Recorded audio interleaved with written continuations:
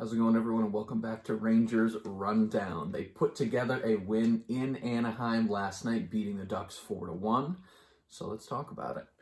Shesterkin, Gauthier, Panarin, and Reeves are all in COVID protocol, as well as Hunt being out of the lineup with an upper body injury. So this is the most different the lineup has looked all year. We have a lot of line shuffling. We have some new faces.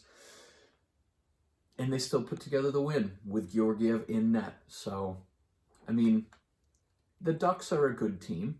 I think they haven't played in, 12 days. They hadn't played a game because they had some COVID issues over the past couple games that they had to postpone them. But you know, the Ducks are a decent team. They're second in the Pacific, I believe, and Rangers go into their arena and they put together a pretty good game, a pretty good third period at least, depending on who you ask. So here we go.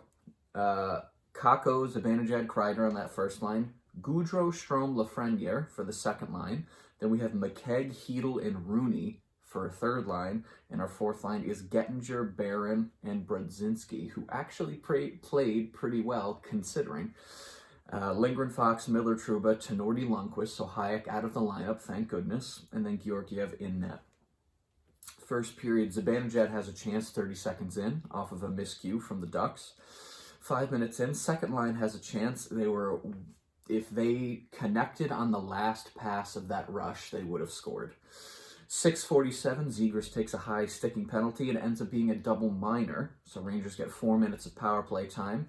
Anaheim has the third best penalty kill in the NHL, and they showed that over those 4 minutes. Rangers had a little bit of pressure during the first probably 30 seconds, but then they really had trouble setting something up in the offensive zone. It was pretty much get into the zone, shoot once, Anaheim throws it out. Get in the zone, shoot once, Anaheim throws it out. They really did a good job not letting the Rangers set anything up. With 1:24 left, Stolars kicks the puck in, but it was after the whistle had already blown. It was deflected in front. It's behind him. Ref loses sight, so he blows the whistle. He scoots back into his crease, pushes the puck into the net, but whistle had already blown, so nothing you can do about that. Towards the end, there was a really long outlet pass by Georgiev. Really nice pass. Leads to a setup and a chance. But ultimately, they do not score on the double minor. Fourth line has a decent shift, which was nice to see early in the game, because these three guys are normally not playing in the NHL, and we put all three of them together on this kind of misfit toys line. Go out there, see what happens, and they do pretty well. They hold their own. 5 minutes left, Anaheim pushes back, they hit the crossbar. Rangers have a strong shift, and Barron is noticeable in this first period. Specifically, he's having a good game. 1 minute left, Rangers are sniffing around the net, couple close calls, but by the end of the first period, it is 0-0, shots 12-7 in favor of the Rangers. The play is definitely tipped in the Rangers' favor, but fans of the Rangers, I don't think they felt completely confident. It's going the Rangers' way. A lot more of the play is in the Anaheim zone, meaning the Rangers are possessing the puck more, but it just feels like it's a fragile confidence, where at any point the Rangers could make a couple mistakes and the Ducks are good enough to capitalize on them. So you're feeling good, but you don't want to feel too good. We go into the second period. Most of the first 5 minutes was just all Rangers. Just after that, Georgiev makes a great save on a 2-on-1. And then at 11:05, Lundestrom scores a goal. Miller fans on an offensive zone pass, and they get it around the crease, and they put it right in. And this is what I was talking about. This is what I was feeling after the first period. All it takes is for the Ducks to capitalize on one of your mistakes, and all of a sudden you're behind and you're chasing. Shortly after that, another fanned pass leads to an Anaheim chance. The net was knocked off, and then one of the Anaheim players shoots the puck after the whistle had already blown and the net was clearly off of the moorings, so a scrum ensues because you're not supposed to do that. And then at 14 minutes, Zibanejad scores a goal. Kako pass from behind the net. Zibanejad shoots it, and it goes off of Comtois' stick and into the net. So Rangers tie it up 3 minutes later.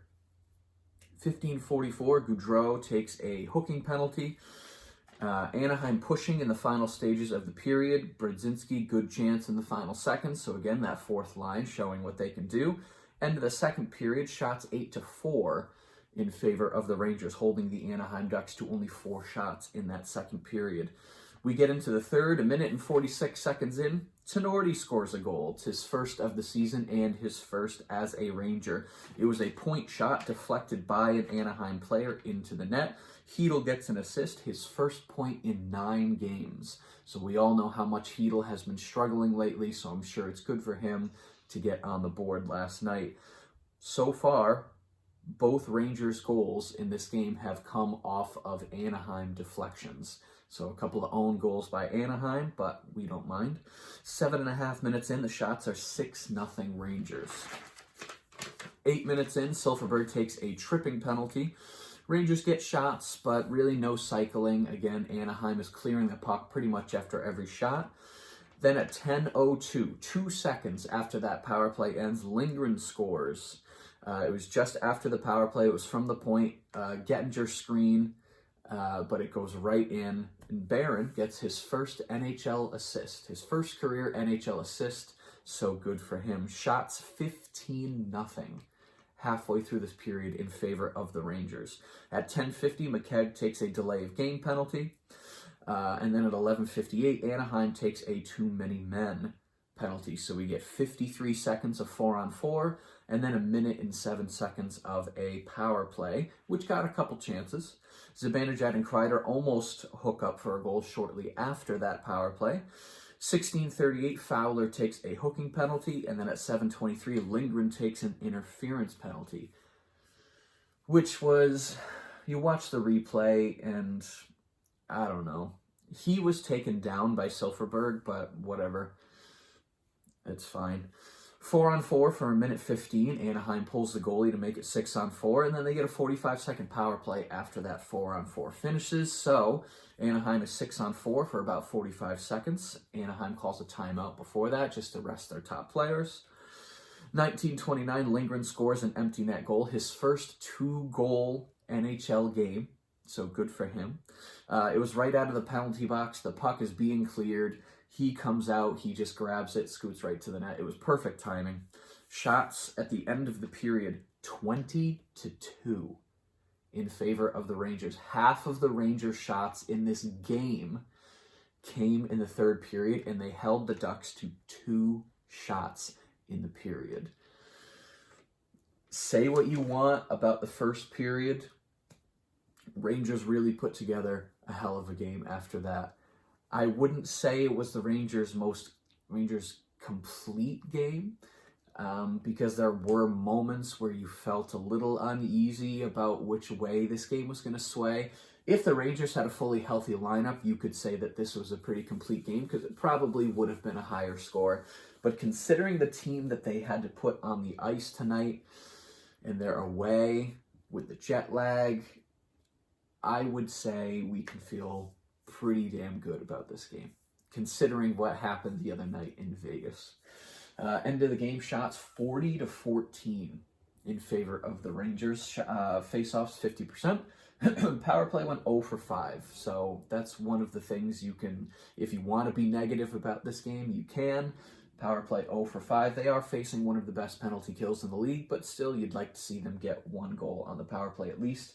Hits 21-17 in favor of the Rangers. Blocks 13-9 also in favor of the Rangers. The trivia question of the evening: which 3 current NHL coaches were once Rangers players?